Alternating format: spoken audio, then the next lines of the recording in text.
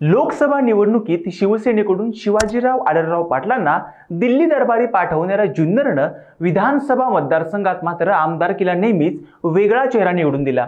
त्यात राष्ट्रवादीकडून आमदार असणाऱ्या अतुल बेनके यांनी अजितदादांना जिंदाबाद म्हणत शरद पवारांना अंगावर घेतलं खरं, पण घड्याळाच्या म्हणजेच अजितदादांच्या उमेदवाराला याच जुन्नरनं तब्बल 51,000ची मतं ही मायनसमध्ये दिलेत।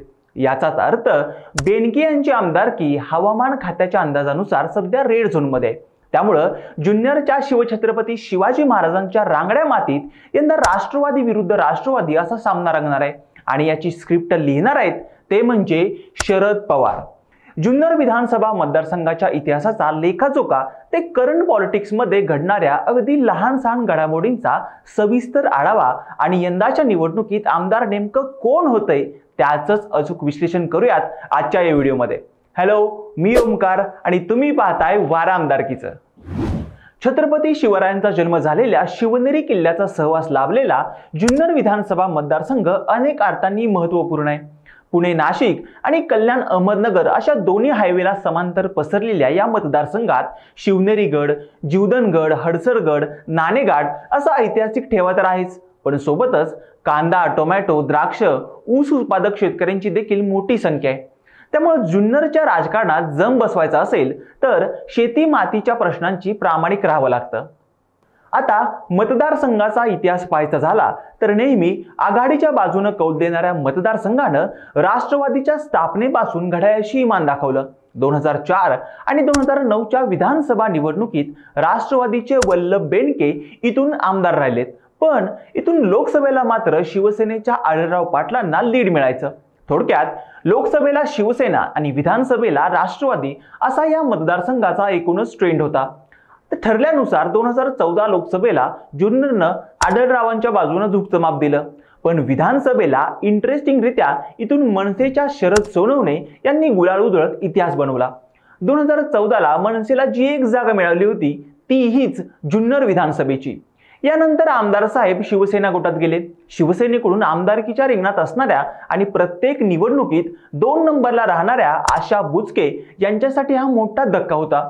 2019च्या विधानसभेला स्टँडिंग आमदार असल्यानं शिवसेनेच्या शरद सोनवणे यांना तिकीट देणार हे कन्फर्म होतं। म्हणूनच आशा बुचके यांनी आपली ताकद लावून विधानसभेच्या आधीच लोकसभेला राष्ट्रवादीच्या कोल्हेंच्या बाजूने तब्बल 41,000चं लीड देत छुपी मदत केली। अर्थात हे मातोश्रीच्या कानावर जाताच त्यांनी आशा बुचके यांची पक्षातून हकलपट्टी करत विधानसभेला शरद सोनवणे यांचंच नाव कन्फर्म केलं।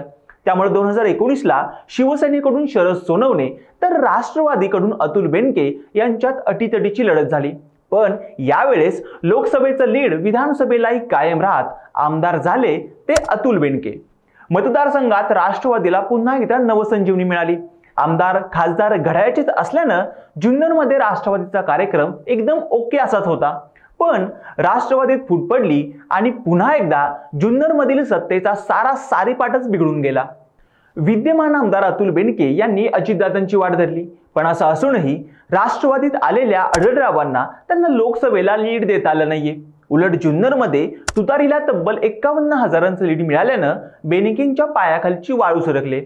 त्यात विघ्नहर सहकारी साखर कारखान्याचे चेअरमन सत्यशील शेरकर शरद पवार गटात प्रवेश करणार असल्याची चर्चा रंगत असल्यामुळे जुन्नरमध्ये तुतारी विरुद्ध घड्याळ असा अटीतटीचा संघर्ष पाहायला मिळू शकतो। सध्या अतुल बेनके यांनी शरद पवारांची घेतलेली भेट आणि शरद पवार आणि अजितदादा एकत्र येण्याच्या चर्चेला फोडलेलं तोंड पाहता जुन्नरचं राजकारण चांगलंच गरमागरमीचं झालंय। यासोबतच मोहित चव्हाण, अनंतराव चौगुले, तुषार थोरात हे शरद पवार गटाकडून तर उद्धव ठाकरे गटाकडून माजी आमदार बाळासाहेब दांगट आणि माऊली खंडाळे यांची नावं इच्छुकांच्या यादीत असल्यानं तिकीट वाटपापासून प्रत्यक्ष मतमोजणीपर्यंत जुन्नरमध्ये घासाघीस असेल, त्यात शरद सोनवणे यांची भूमिका काय असेल यावरही इथल्या राजकारणाला कलाटणी मिळू शकते। पण सध्या तरी तुतारच्या चिन्हावर जो निवडणूक लढवेल तो जुन्नरमध्ये प्लसमध्ये राहण्याची शक्यता आहे। त्यामुळे शरद पवार जुन्नरमध्ये कोणावर विश्वास टाकतायत हे पाहावं लागेल। आता मतदारसंघाच्या वैशिष्ट्यांबद्दल बोलायचं झालं तर तालुक्याचा अर्धा भाग डोंगरी तर अर्धा भाग पठारी असल्याचं दिसतं। मतदारसंघातील शिवनेरी किल्ल्याच्या पायथ्याला असणारी आंतरराष्ट्रीय दर्जाची शिवसृष्टी हे जुन्नरमधील खास करून आकर्षणाचा मुद्दा आहे। शेतीच्या मुद्द्यावरून शेतकरी बांधव तर मराठा आरक्षण आणि इतर प्रश्नांच्या आधारे इथला मराठा समाज हा शरद पवारांच्या पाठीशी खंबीरपणे असल्याचं पाहायला मिळतं। त्यामुळे सत्यशील शेरकर जर इथून शरद पवार गटाकडून उमेदवार असतील तर स्टँडिंग आमदार अतुल बेनके यांच्यासाठी जिंकून येणं कठीण होऊन जाईल असं मत राजकीय विश्लेषक व्यक्त करतायत। त्यामुळे जुन्नरमध्ये सध्याच्या घडीला तर या आमदारकीची लढाई राष्ट्रवादी विरुद्ध राष्ट्रवादी अशी असल्यानं जुन्नरकरांचा कौल कोणत्या राष्ट्रवादीच्या पाठीशी राहतो ते येत्या काळात पाहणं इंटरेस्टिंग ठरणार आहे।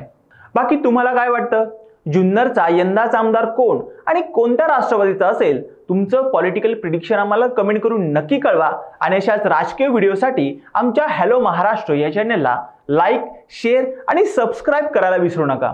व्हिडिओ शेवटपर्यंत पाहिल्याबद्दल धन्यवाद।